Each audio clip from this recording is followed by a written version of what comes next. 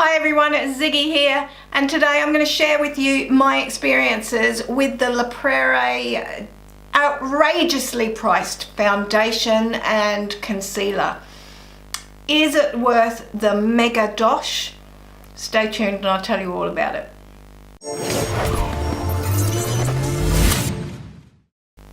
So, the Praire foundation and concealer. Let's get the elephant in the room out of the way first, and that's the price, which is a whopping 275 Australian dollars for 30 mils or 1 ounce. I'm just getting it out there. That is mega expensive for a foundation. So if you're paying that much for a foundation, I really think it needs to be a holy grail. What do you reckon? It comes in a very cute silver uni-carton, which you open up and I'll show you the inside of.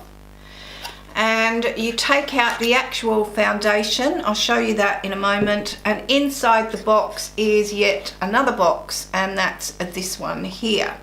So let's undo this one first. While I'm undoing that, the foundation comes in 10 shades. The shade that I got was Pesh.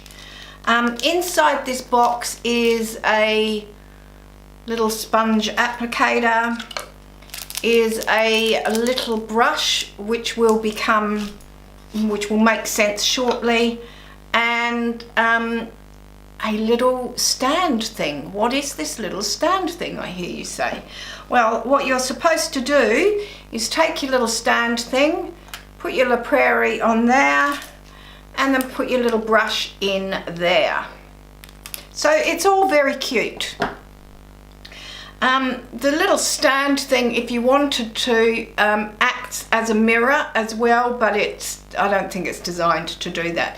Now, the foundation itself comes like so, and in the lid of the foundation is the concealer, and you can see that I've already used some of the concealer. And to get to the foundation, you simply undo that, and you can see that it's got a paddle top. You can also see from that how thick it is. It doesn't move very far. So, what are my thoughts on this mega expensive foundation? It has a sheer and dewy finish. I'm wearing it today, and I'm just wearing one layer that I put on. I've worn it a couple of times now, and I'm going to say up front that it's not my holy grail foundation by any stretch of the imagination. I find that it sinks into wrinkles and fine lines quite easily, even whether you've set it or not. Even after setting it, it sets into these lines that I have down here. I also find that it grabs hold of pores, so even with a pore minimizing primer, I either use Smashbox's Photo Ready primer, or I use the Benefit Pore Professional primer. But it doesn't matter what primer you use with this, it tends to grab hold of pores. So I find that after a couple of hours, particularly around here, it's worn off on my nose, and you can just see it in the pores of my nose, and around here as well. I don't have large pores, so I found that a little bit surprising. The foundation itself is also supposed to have caviar extract, which is supposed to be good for your skin, and it's supposed to be hydrating. I don't particularly find it hydrating, and I have fairly normal to dry skin. It does grab hold of dry patches as well. I'm going to keep trying it though, and I'm going to keep trying it with different modes of application. I use my beauty sponge my beauty blender, because I find a sponge application works much better with this than a brush, but I'm going to play around with it a little bit more to see whether I can get a better finish from it. But let's talk about the concealer, which is that part in the top. I have to say, And I'm really sorry, La Praire, because I love some of your other stuff, but this concealer is probably the worst concealer I think I have ever used. It is incredibly thick.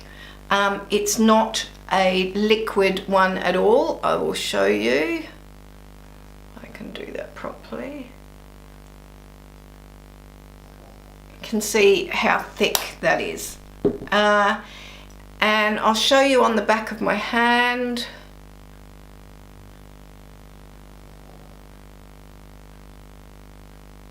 Once you put it on the skin, it doesn't move around for you to be able to blend it in very well.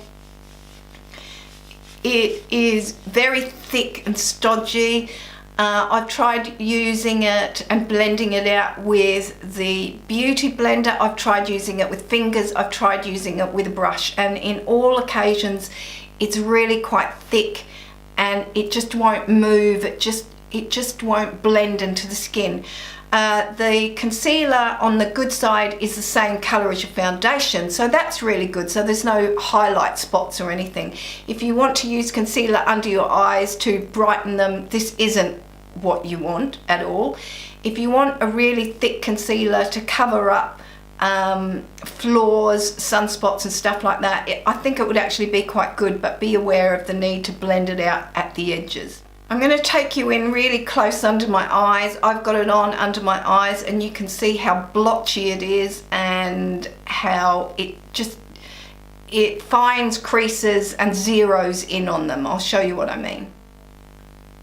I'm hoping that you can see under my eyes there, and that you can see how it is clinging to any fine lines and wrinkles and how blotchy it is. And literally that's been on for only about half an hour, so it's only going to get worse from here on in. So do I recommend La Prairie's Skin Caviar Concealer and Foundation? At this stage I have to say no, and I'm a little disappointed with it. Maybe with a little bit more playing with the foundation we can get that to work a little bit better, but the concealer for me is an absolute no-no. So I'd really love to hear about your favourite foundation and concealer in the comments below. Please comment and tell me which one you find the best for your skin. I'd love to know a little bit more about that.